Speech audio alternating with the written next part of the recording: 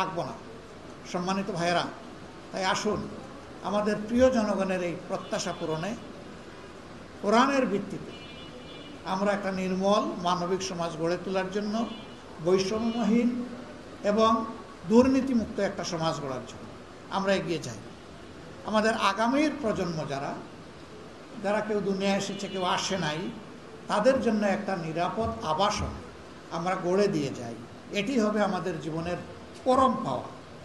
আমাদের সন্তানদের জন্য যদি একটা সুন্দর দেশ আমরা উপহার দিয়ে যেতে পারি, আমাদের কথার মধ্যে কোনো ওয়াদা নাই, বড় ধরনের ফুলঝুরি নাই, এই করে দিব ওই করে দিব, উন্নয়নের জোয়ারে আসমানে নিয়ে যাব, এই ধরনের কথা বলাটা আমরা সমীচীন মনে করি না। তবে হ্যাঁ, নির্বাচন সামনে রেখে সরকারে যদি আপনাদের ভালোবাসা নিয়ে আমরা যেতে পারি, তাহলে এই দেশকে নিয়ে আমাদের কি চিন্তা ভাবনা, আমাদের যুব সমাজের জন্য আমাদের কি পরিকল্পনা, আমাদের মা বোনদের জন্য কি পরিকল্পনা, আমাদের শ্রমিক সমাজের জন্য কি পরিকল্পনা, ব্যবসায়ী বন্ধুদের জন্য কি পরিকল্পনা, শিক্ষা বিভাগে যারা আছেন তাদের জন্য আমাদের কি পরিকল্পনা, দেশের অর্থনীতি নিয়ে আমাদের কি পরিকল্পনা, বিভিন্ন দেশের সাথে সম্পর্কের ক্ষেত্রে আমাদের কি পরিকল্পনা, আমরা ইনশাল্লাহ সবিস্তারে জনগণের সামনে পেশ করব।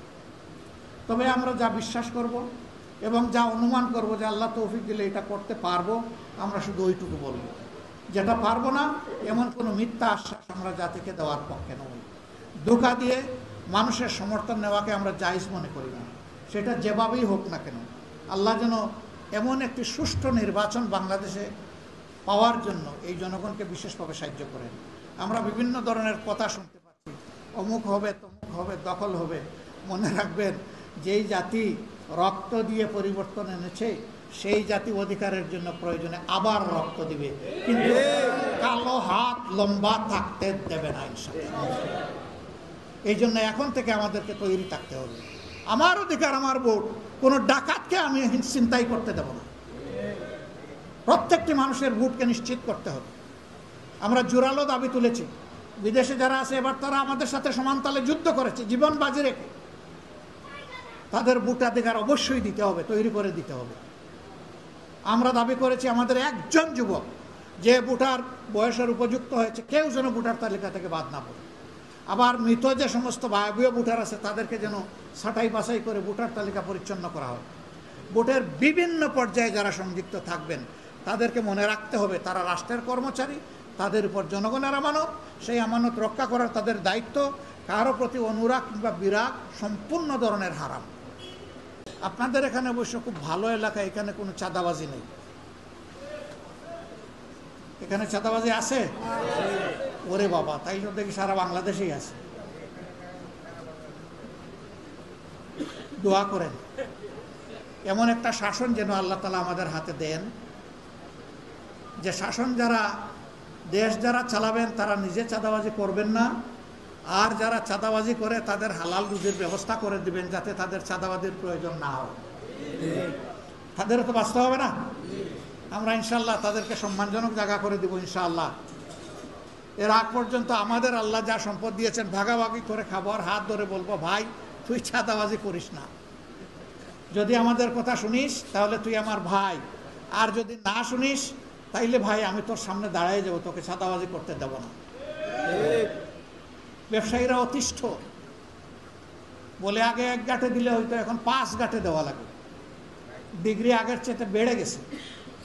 আমরা ব্যবসায়ীদেরকে বলেছি আপনারা আপনাদের দায়িত্ব পালন করেন, আল্লাহ সুযোগ দিলে আমরা ইনশাল্লাহ আমাদের দায়িত্ব পালন করব। সেই বৈষম্যহীন বাংলাদেশটাই ছিল আমাদের তরুণ সমাজের দাবি। উই ওয়ান্ট জাস্টিস, এই স্লোগান নিয়ে তারা রাস্তায় নেমে এসেছিল। এই আপনাদের আশেপাশে অনেকে শহীদ হয়েছে। আমরা তাদের রক্তের প্রতি সম্মান দেখাতে চাই, বেঈমানি করতে পারবো না। এই জন্য আমরা প্রতিশ্রুতিবদ্ধ। আজকে এই যে কথা বলতে পারছি আমাদের এই সোনার সন্তানদের অবদান। যারা দুনিয়া থেকে চলে গেছে তাদের মূল্যবান জীবন দিয়ে। সুতরাং মহান আল্লাহর কাছে সাহায্য চাই আমাদের এই যুবক এবং তরুণ সমাজে, শান্তিকামী দেশবাসীর মনের যে প্রত্যাশা, একটা সুখ শান্তির সমাজ, একটা বৈষম্যহীন, একটা মর্যাদাপূর্ণ সমাজ, একটা নিরাপদ সমাজ, একটা মানবিক সমাজ, আল্লাহ যেন আমাদেরকে গড়ার তৌফিক দান করেন। আমাদের কোনো কাজ যদি প্রশ্নবিদ্ধ মনে হয় অবশ্যই সমালোচনা করবেন, ধরে দিবেন, পরামর্শ দিবেন, আমাদেরকে এটা থেকে বিরত রাখার জন্য আপনারা চেষ্টা করবেন।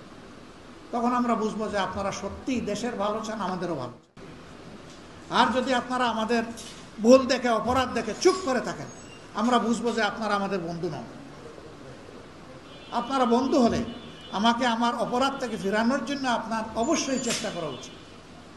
আমরা এটাকে অভিনন্দন জানাই।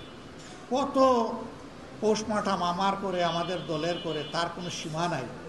আমরা দেখি না যে কে কোন ভাষায় আমার সমালোচনা করলো, দেখি যে সমালোচনার মধ্যে আমার জন্য শিক্ষণীয় কিছু আছে কিনা। যেটা শিক্ষণীয় সেটা আমি ধারণ করব, যেটা শিক্ষণীয় না তাকে আমি ক্ষমা করে দেবো।